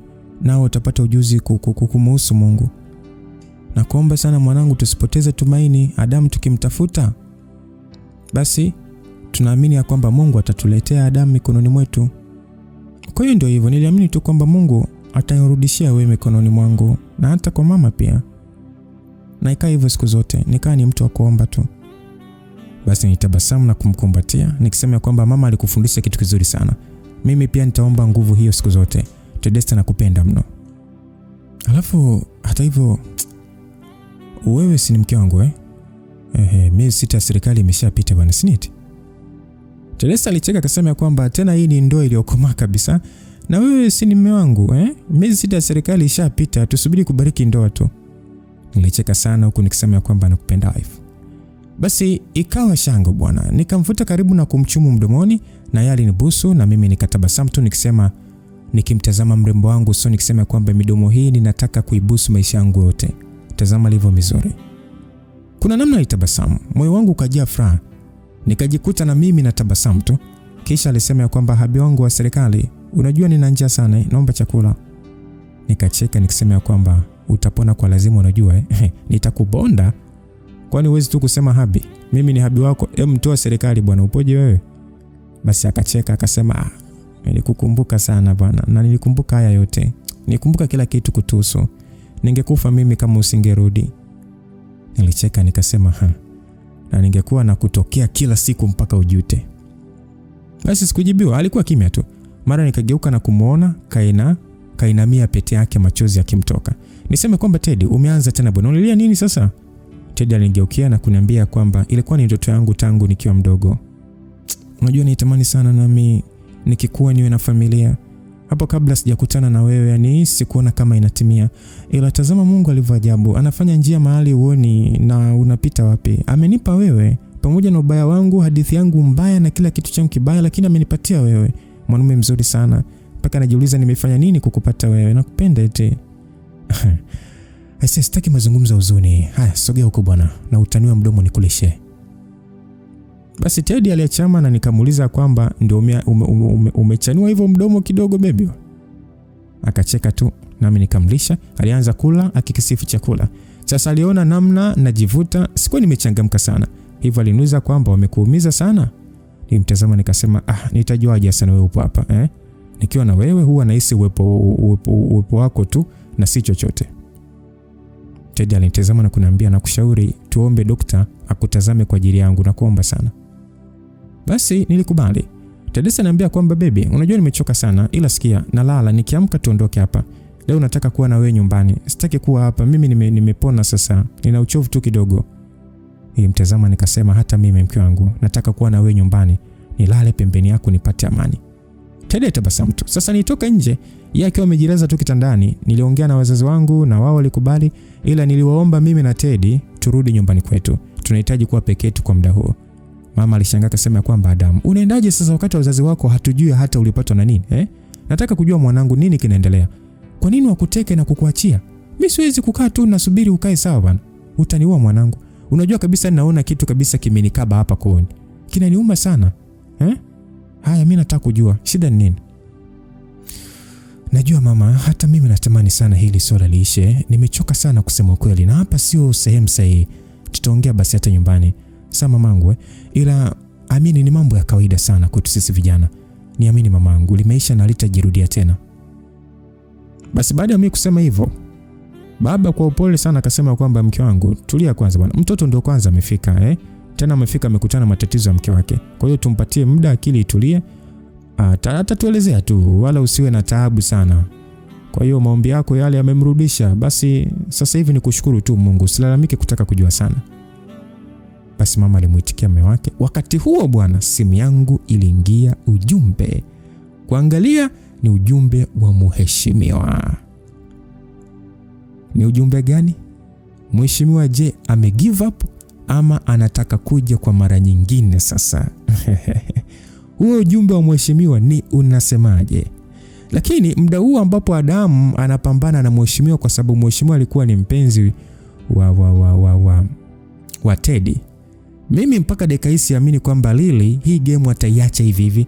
Tukumbuke mara ya mwisho alitoka hospitali yeye pamoja na mama yake. kimya kimya tu, wakatoka kimya kimya hata bila kuongea chochote. Yaani hawakurudi tena. Sasa je, huko alikoenda wamepanga jambo lolote na mama ama itakuwaje? Mimi bado na wasiwasi sana na Lily, na sidhani kama mama yake Lily atakubali kuona binti yake anapitia shida namna hiyo ama analia, kwa sababu Kuti aliahidiwa. Sasa je, ujumbe huu wa mheshimiwa unasemaje? Na Lily naye atakubali hivi hivi? Atakubali hivi hivi tu, yaliisha hivi hivi? Tukutane sehemu inayofuata msikilizaji. Tupo mwishoni mwa hii simulizi, kwa hiyo tutajua machache mazuri yaliyobakia. Mdoto ulikuwa nami Lucas Lumbas. God be with you till we meet again. Bye bye.